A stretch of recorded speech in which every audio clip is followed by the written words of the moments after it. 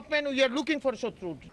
কে এই আলোচিত লুৎফর জামান বাবর? 2001 থেকে 2005 সাল পর্যন্ত ভারত বাংলাদেশ বর্ডার এতই কড়া ছিল যে বেগম খালেদা জিয়াকে বলা হয় ইন্ডিয়ার সাথে নেগোশিয়েট করতে। ওনার রিপ্লাই, কিন্তু আমার বাবর পাগলাকে বুঝাবে কে? তারেক রহমান 2003-এর একটা ইন্টারভিউতে বলেছিল বাংলাদেশের আয়তন আরও বাড়বে। মৌলানা ভাসানী বলেছিলেন আসাম আমার, পশ্চিমবঙ্গ আমার, ত্রিপুরাও আমার।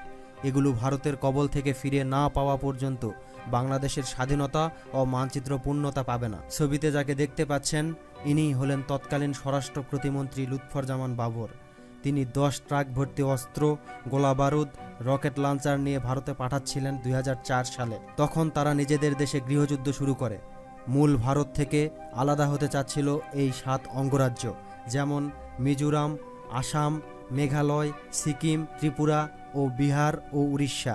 আর সেখানের আন্দোলনকারীদের 10 ট্রাক অস্ত্র সাপ্লাই করতে চেয়েছিলেন এই মন্ত্রী। তারপর অস্ত্র সহ ধরা খায় আর তারা আন্দোলন করতে পারেনি। তারপর থেকে এখানে 463 বক্স অস্ত্রশস্ত্র উদ্ধার করা হয়, যেগুলির মধ্যে ছিল এমটিটি, এসএমজি, টমিগান 790টি, গ্রেনেড 27,000, রকেট লঞ্চার 150, ম্যাগাজিন 620টি এবং 11,43,520টি গুলি। এগুলির আনুমানিক মূল্য 27,000 কোটি টাকা। তার আলোচিত উই আর লুকিং ফর শত্রুজ ডায়লগটা শোনেননি এমন কেউ মনে হয় নেই। এই মামলায় যদিও তাকে আটকানো যায় নাই, কিন্তু ঘটনার সময়ে সে স্বরাষ্ট্রমন্ত্রী ছিল। 10 ট্রাক অস্ত্র সেদিন ভারতে ঢুকলে আজ 7 সিস্টার্স অক্ষত থাকতো না।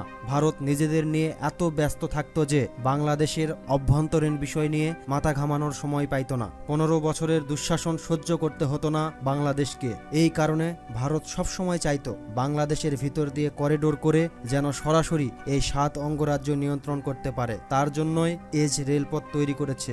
আর এখন এই মন্ত্রীর ছবি দিয়ে ভারতকে মক করছে বাংলাদেশিরা। সাহসী সেনা এবং বিডিআর অফিসার তৈরি হয়েছিল এই বাবরের হাত ধরেই। বর্ডারের প্রশ্নে বাবরের কোনো ছাড় ছিল না, ইন্ডিয়ার জম ছিল। তখন একটা গুলির জবাবে 2টা গুলির জবাব দিত বাংলাদেশ। আর পরবর্তীতে ইন্ডিয়া কখনোই বিএমপিকে ক্ষমতায় আসতে দেয়নি। তার জন্য যা করার দরকার তাই করেছিল তারা। জনাব লুৎফর জামান বাবর এখন সেই অস্ত্র মামলা এবং 2004 সালের গ্রেনেড হামলা মামলায় এখনো জেল হাজতে রয়েছেন। এই স্বৈরাচার সরকার পতনের পর তাকে মুক্ত করার জন্য এখন বিভিন্ন জায়গায় আলোচনা শুরু হয়েছে।